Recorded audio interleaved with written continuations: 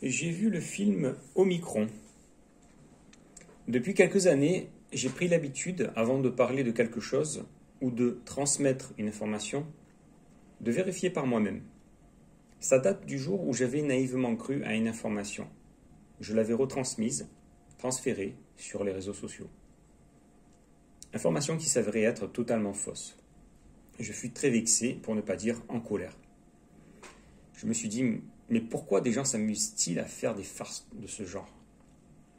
Vous savez, un peu comme Rémi Gaillard, qui récemment s'est amusé à faire croire qu'il avait vu un ovni, ou une histoire de ce genre, peu importe. J'ai trouvé ça tellement ridicule. Son argument était de prouver la crédulité des gens. Je pense que nous sommes tous d'accord, la crédulité des gens n'est plus à prouver. Mon avis, qui n'est que mon humble avis, et qu'il veut faire son intéressant, comme on disait au XXe siècle. Bref, assez parlé de lui. Après ce petit préambule, passons à Omicron, le film. C'est donc un film italien réalisé par Ugo Gregoretti en 1962. Depuis l'apparition du virus nommé Omicron en 2021, de fausses affiches de ce film sont apparues sur Internet. Les voici, les voilà. Ça, c'était une fausse affiche, The Omicron Variant, qui a été retouchée. Ben, pourquoi? J'en sais rien. Voici la vraie affiche. Une autre affiche. Et ça, c'est le DVD que voici, que voilà, hein, donc que j'ai acheté. Voilà, l'affiche du DVD. L'arrière, la couverture. Je reviens sur mon petit texte. Donc depuis quelques temps, de fausses affiches de ce film sont apparues sur Internet. Des extraits du film ont aussi été diffusés. Encore une fois, je pose la question, pourquoi et qui a intérêt à faire ces canulars?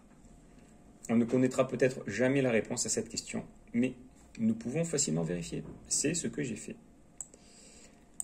J'ai donc acheté le film en format DVD directement à la source, en Italie. Voilà, je vous l'ai montré. Je voulais le voir car je suis un peu comme saint Thomas qui ne croit que ce qu'il voit. Je n'ai pas hésité une seconde. D'une part, parce que j'aime les films de science-fiction, j'aime aussi les films italiens, et en plus, avec de l'humour. Comme le dit le réalisateur dans une interview dans le DVD, il a créé un film de science-fiction humoristique. Le film, donc, il est en noir et blanc, en langue italienne, et les sous-titres sont seulement en italien pour malentendants. Je comprends plutôt bien cette langue, cela n'a donc pas été un obstacle pour moi de le comprendre. Donc à partir de maintenant, je vais donner des détails. Alors pour les personnes qui veulent voir le film, s'il y en a qui veulent le voir et qui ne veulent pas que je le spoilie, vous pouvez arrêter la vidéo maintenant. Même s'il n'y a rien d'exceptionnel, c'est quand même mieux de voir le film avant d'avoir mon avis.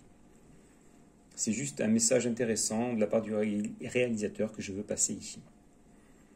Le film commence donc par la découverte d'un homme mort. Son corps est autopsié. Et dès le début, le spectateur découvre que dans le corps a été incorporé, et probablement à l'aide d'une piqûre, un envahisseur. Une créature qu'on ne voit jamais tout le long du film, mais qu'on entend. Cet envahisseur, qui se nomme Omicron, parle tout le long du film à distance avec sa planète d'origine. La planète qu'il nomme Ultra. Petit à petit, il prend possession du corps ressuscité. C'est là que l'humour intervient à plusieurs reprises, notamment dans la difficulté de bouger, de se déplacer, puis de parler, et d'avoir des relations, entre guillemets, normales avec les autres. Une partie du film aussi, qui n'a pas trop d'importance, mais à ne pas négliger, parce que je pense que le réalisateur, il en parle beaucoup tout le long du film, c'est le travail à l'usine. Depuis son réveil, donc Omicron, il retourne à l'usine, il retravaille, mais cependant avec une cadence beaucoup plus rapide que ses collègues. Là où les autres font 10 pièces à la minute, lui il en fait 60 à la minute. Des patrons donc demande alors aux autres employés d'en faire autant, d'où un mécontentement bien sûr du personnel.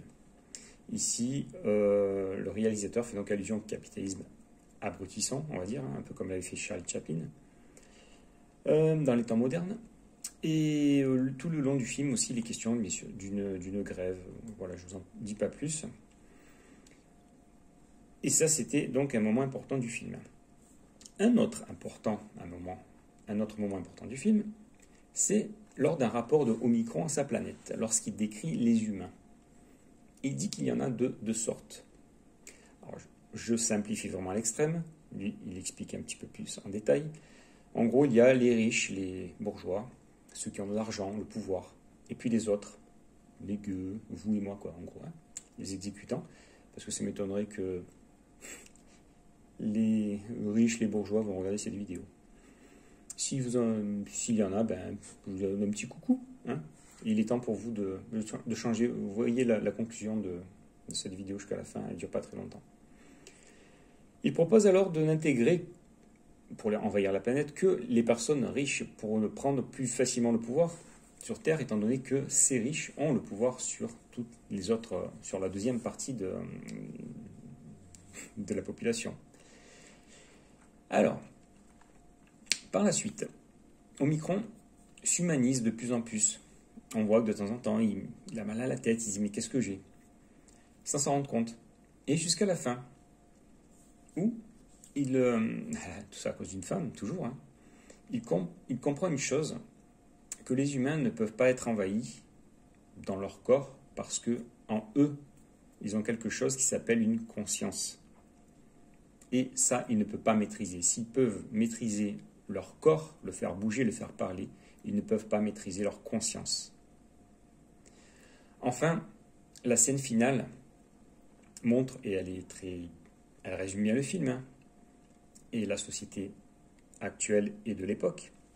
La scène finale donc montre des dirigeants autour d'une table dont on comprend facilement qu'ils ont été incorporés par des extraterrestres. Si vous voyez le film, vous comprendrez, je ne vais pas rentrer dans les détails ici. Donc on comprend que autour de la table, ils ont été incorporés. Et ils ont été incorporés facilement, pourquoi ? Parce qu'ils n'ont pas de conscience, ceux qui nous dirigent. La morale du film, c'est donc que nos dirigeants n'ont aucune humanité, aucune conscience. Ça ne vous rappelle rien ? Voilà, j'ai donc vu le film Omicron. Il n'y a rien de complotiste, même si, par une étrange coïncidence, le film s'appelle Omicron, que certains extraits du film ressemblent beaucoup à notre société actuelle, à l'époque d'aujourd'hui. Mais si le film s'appelait n'importe quoi d'autre, Ultra, s'il s'appelait, je sais pas, n'importe quel, on pourrait le regarder, on pourrait comprendre, admettre que cette division des classes existe depuis bien longtemps, que cette arrogance des classes dirigeantes existe depuis bien longtemps, et qu'il n'est plus à prouver que ceux qui nous dirigent n'ont en réalité, aucune conscience, aucune humanité. Voilà, vous pouvez commenter si le cœur vous en dit, si vous avez un petit peu de conscience. Bonne journée les amis, ou bonne soirée, ou bonne nuit. Je vous embrasse. Fred.